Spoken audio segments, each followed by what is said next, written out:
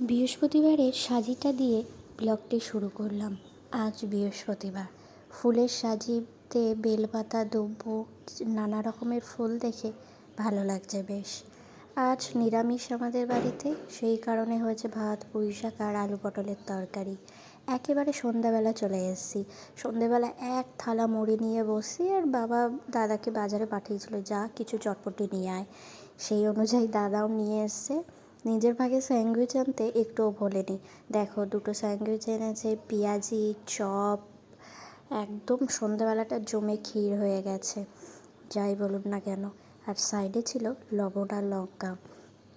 দুপুর নাগাদ বৃষ্টি হয়েছিল, সেই অনুযায়ী ওয়েদারটা খুবই ঠান্ডা, আর দুপুরটা সবারই খুব ভালো মতো একটু ঘুম হয়েছে। এর জন্য শরীরটা একদম ফিট বলতে পারেন।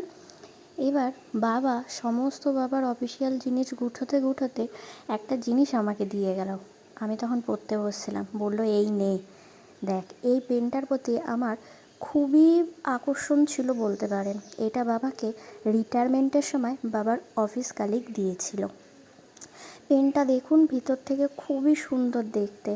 বাবা বলল, সামনে তো পরীক্ষা আছে, এই পেনটা দিয়ে লিখিস। আমার যে এত মনে আনন্দ হচ্ছিল, কি আর বলবো। যাই হোক, সমস্ত আনন্দ লাগা, ভালো লাগা, খুশি একদিকে সরিয়ে রেখে এইবার লক্ষ্যের দিকে এগোতে হবে, ভালো করে পড়তে হবে। এই যে আমার মুখটা দেখুন, কি আর বলবো। পরীক্ষার আগে যা হয়, এখন আর দিন রাত ভাবলে হবে না, পড়তে হবে।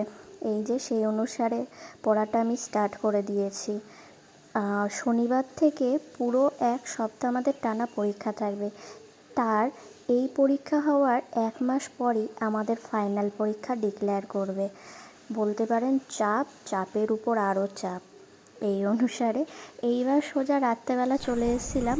মা করেছিল ঘুগনি আর লুচি। রাত্রেবেলার ডিনারটাও জাস্ট জমে গেল।